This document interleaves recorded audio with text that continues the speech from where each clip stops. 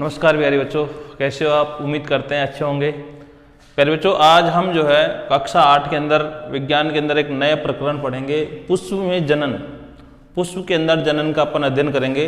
ध्यान दो प्यारे बच्चों, ध्यान से समझने की कोशिश करना प्यारे बच्चों। पुष्प के अंदर जनन क्या होता है, किस प्रकार से होता है, ध्यान दो प्यारे बच्चों। जो पुष्प होते हैं, ये पुष्प प्यारे बच्चों दो प्रकार के होते हैं। एक तो होता है एकलिंगी पुष्प और एक होता है प्यारे बच्चों द्विलिंगी पुष्प। एकलिंगी का मतलब क्या होता है, द्विलिंगी का मतलब क्या होता है? प्यारे बच्चों, एकलिंगी का मतलब होता है ऐसे पुष्प जिसमें नर जननांग और मादा जननांग दोनों में से कोई एक जननांग उपस्थित हो। नर जननांग और मादा जननांग।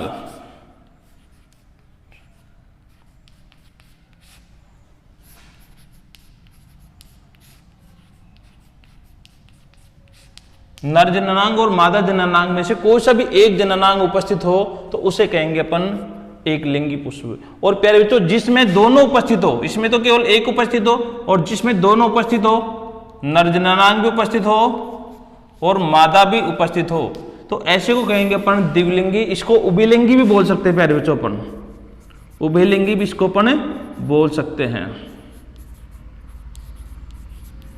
उभयलिंगी पुष्प भी बोलते हैं इसको, द्विलिंगी पुष्प भी बोलते हैं। तो द्विलिंगी उभयलिंगी का मतलब जिसके अंदर नर जननांग या मादा जननांग दोनों में से कोई सा भी एक जननांग उपस्थित हो, तब तो कहेंगे उसे अपन एकलिंगी पुष्प। और यदि दोनों उपस्थित हो तो उसे कहेंगे अपन द्विलिंगी पुष्प। तो प्यारे बच्चों, अपन आगे चलते हैं। आज अपन पुष्पों के अंदर जनन पढ़ेंगे। तो प्यारे बच्चों, पुष्पों के अंदर जनन के बारे में पढ़ने के लिए हम कौन सा जनन पढ़ेंगे? इसमें लैंगिक जनन पढ़ेंगे। कौन सा पढ़ेंगे? लैंगिक जनन। लैंगिक जनन। तो लैंगिक जनन पढ़ने के लिए प्यारे बच्चों हमें लैंगिक जनन तंत्र के बारे में चर्चा करनी पड़ेगी। तो ध्यान दो, ये आपका पुष्प का जनन तंत्र होता है इस प्रकार से कुछ।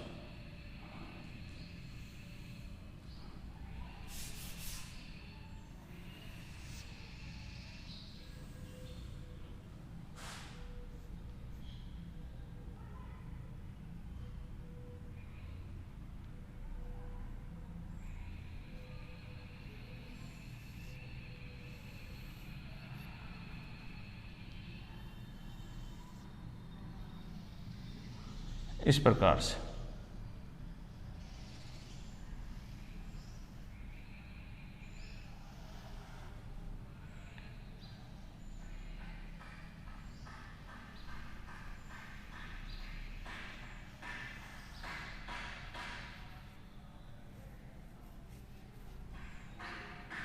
ध्यान दो प्यारे बच्चों, ये जो है ये मादा जननांग कहलाता है।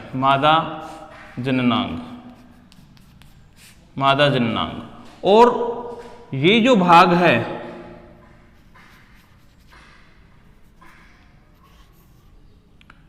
इस वाले भाग को बोलते हैं नर जननांग।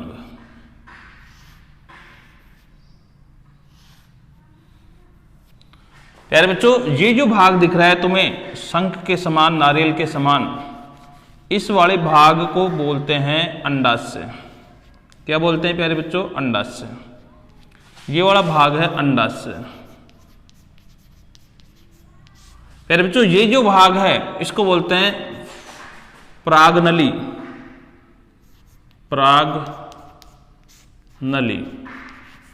इसका एक नाम और वर्तिका, इसको वर्तिका भी कहते हैं प्यारे बच्चों। और ये जो भाग दिख रहा है तुम्हें इसको बोलते हैं वर्तिकाग्र।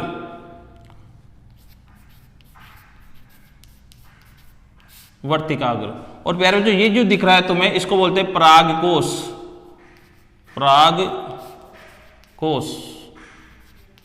और इसको बोलते हैं प्यारे बच्चों तंतु। तो प्यारे बच्चों, इसके अंदर दो भाग है, ध्यान दो। अंडाशय, वर्तिका या प्रागनली और वर्तिकाग्र, ये तीनों मिलके तो कहलाते हैं मादा जनन तंत्र। मादा जनन तंत्र। इसको प्यारे बच्चों स्त्री केसर भी कहते हैं, स्त्री केसर। और जो नर जननांग है, नर जननांग, या इसको जननांग बोल दो आप, नर जननांग, इसको प्यारे बच्चों पुंकेसर कहते हैं, पुंकेसर। नर जननांग को क्या बोलते हैं प्यारे बच्चों? पुंकेसर। और मादा जननांग को क्या बोलते हैं? स्त्री केसर। जो आपका स्त्री केसर है प्यारे बच्चों, इसका निर्माण कहां से होता है? इसका निर्माण होता है 3 चीजों से। किस किस से? एक तो है अंडाशय से, एक आपकी वर्तिका या इसको परागनली बोल सकते हैं, दूसरा आपका वर्तिकाग्र, वर्तिकाग्र।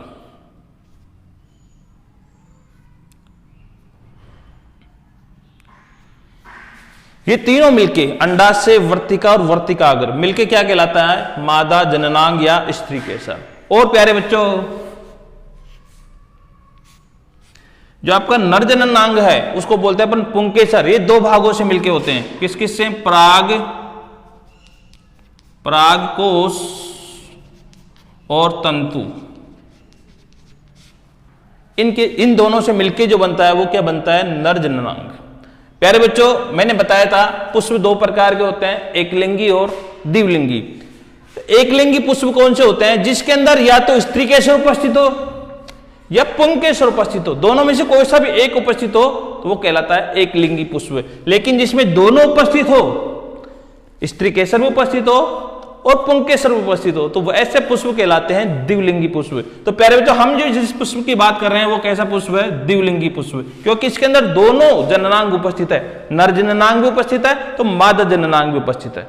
प्यारे बच्चों, इस पुष्प के अंदर जिसमें नर जननांग और मादा जननांग उपस्थित होते हैं, ऐसे पुष्प जिनमें नर जननांग और मादा जननांग उपस्थित होते हैं, उन पुष्पों के अंदर प्यारे बच्चों हमेशा लैंगिक जनन होता है। तो इस पुष्प में कौन सा जनन होगा? इसमें लैंगिक जनन होगा। तो प्यारे बच्चों, लैंगिक जनन कैसे होता है? क्योंकि लैंगिक जनन जो होता है प्यारे बच्चों, लैंगिक जनन के अंदर हमेशा 2 जननांग, 2 अलग अलग जननांग भाग लेते हैं। नरजन तो प्यारे बच्चों, जो नर जननांग और मादा जननांग होते हैं, नर जननांग जो होते हैं प्यारे बच्चों, ये किसका निर्माण करते हैं? मादा युग्मक का, मादा युग्मक, मादा युग्म, सॉरी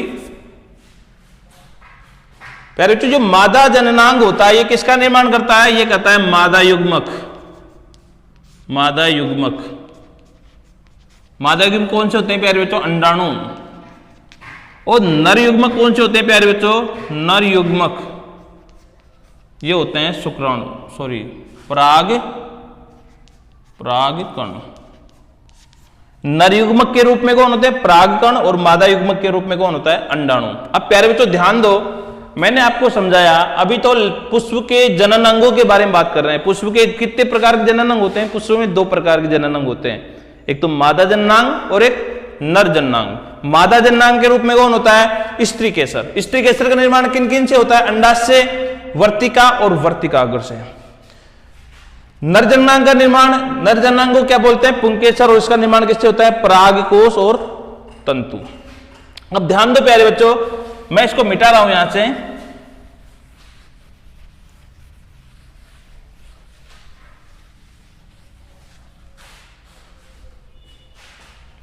जनन तंत्र, पुष्प का जनन तंत्र। प्यारे बच्चों, पुष्प का जनन तंत्र क्या होता है? पुष्प का जनन तंत्र क्या होता है प्यारे बच्चों? जनन अंगों से मिलकर जो तंत्र बनता है, जनन अंगों से मिलकर, पुष्प के जनन अंगों से मिलकर जो तंत्र बनता है उसको हम पुष्प जनन तंत्र कहते हैं। अब पुष्प जनन तंत्र कितने प्रकार का होता है? 2 प्रकार का। कौन कौन सा? एक तो होता है स्त्री केसर, स्त्री केसर, और दूसरा होता है प्यारे बच्चों पुंकेसर। ये अभी आपको मैंने बता दिया था, स्त्री केसर और पुंकेसर। अब प्यारे बच्चों, जो स्त्री केसर है ये क्या करता है? नर युग्म, मादा युग्मकों का निर्माण करता है। स्त्री केसर क्या करता है? मादा युग्मक। मादा युग्मक कौन होते हैं? अंडाणु, अंडाणु। और पुंकेसर जो है, जिसको अपन नर युग्मक नर जननांग बोलेंगे। ये किसका निर्माण करता है प्यारे बच्चों? ये करता है आपका पराग कणों का। पराग कणों का निर्माण कौन करता है? पुंकेसर। और ये पराग कण क्या कहलाते हैं? नर युग्मक। अब ध्यान दो प्यारे बच्चों, मैंने आपको बताया कि पुष्प का जनन तंत्र क्या होता है? पुष्प के जनन अंगों से मिलकर बनने वाले तंत्र को पुष्प जनन तंत्र कहते हैं। ये कितने प्रकार का होता है? ये 2 प्रकार का होता है। पहला तो आपका स्त्री केसर, दूसरा आपका पुंकेसर। स्त्री केसर कौन सा जननांग है? मादा जननांग। पुंकेसर कौन सा जननांग है? नर जननांग। अब ध्यान दो प्यारे बच्चों, इसमें जनन कितने प्रकार का होता है? पुष्प में जनन प्यारे बच्चों, पुष्प में 2 प्रकार का जनन होता है। एक तो होता है परागण और दूसरा होता है स्वपरागण। पुष्प के अंदर जो जनन होता है वो कितने प्रकार का होता है? 2 प्रकार का, परपरागण और स्वपरागण। अब ध्यान दो प्यारे बच्चों, इसको समझाने से पहले यहां समझ लो आप, ये जो भाग है, ये भाग उभरा हुआ एक नारियल के समान मान सकते हो या शंख के समान मान सकते हो। ये भाग क्या कहलाता है? अंडाशय। प्यारे बच्चों, इसके अंदर बहुत सारे छोटे छोटे क्या होते हैं? अंडाणु होते हैं। क्या होते हैं? अंडाणु। अब ध्यान दो प्यारे बच्चों, ये जो नली है इसको बोलते हैं अपन अंडवाहिनी बोल सकते हैं, या फिर इसको अपन वर्तिका बोल सकते हैं, या इसको अपन पराग नली बोल सकते हैं। पराग नली ये किससे जुड़ी होती है प्यारे बच्चों? ये वर्तिकाग्र से लेकर कहां? अंडाशय तक जुड़ी होती है। तो प्यारे बच्चों क्या होता है, जो आपका नर युग्मक जो नरजन्नांग जो है, नरजन्नांग कौन?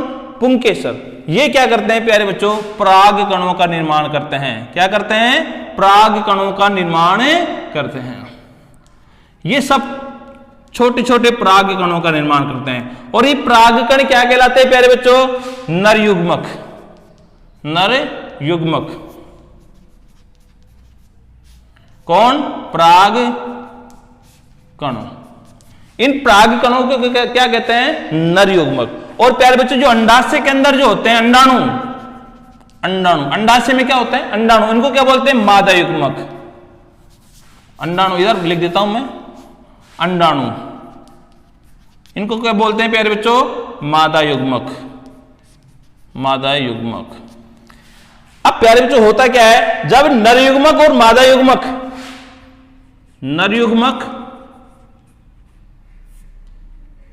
युग्मक प्लस मादा युग्मक,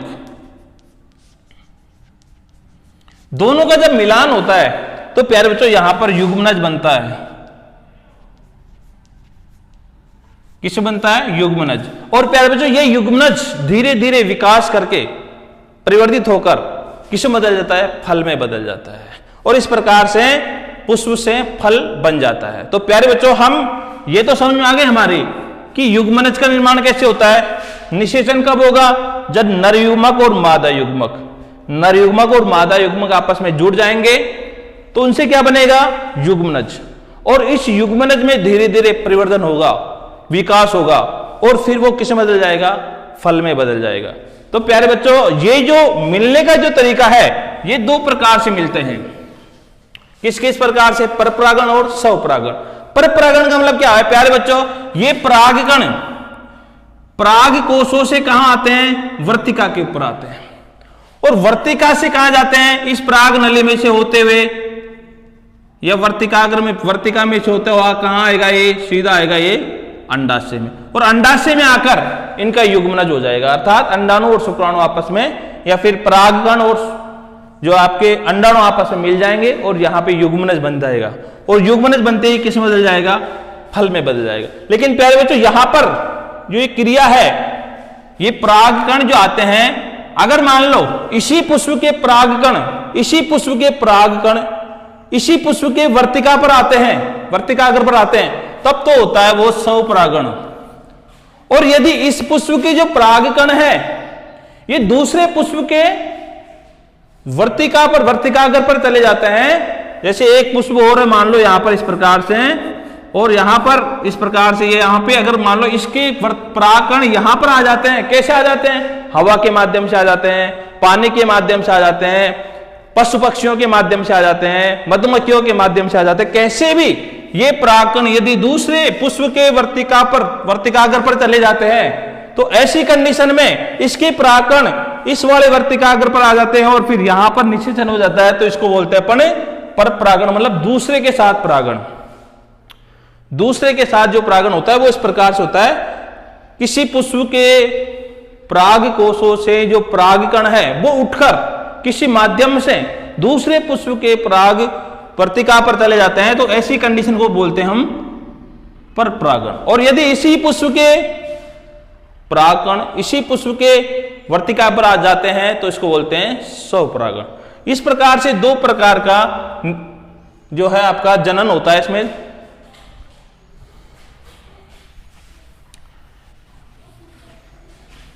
तो प्यारे बच्चों, वीडियो कैसा लगा आप हमें कमेंट में बता सकते हो। अगर आपको वीडियो लाइक आया हो तो आप एक बार लाइक जरूर करें, और अगर चैनल पे नए हो तो सब्सक्राइब जरूर करें।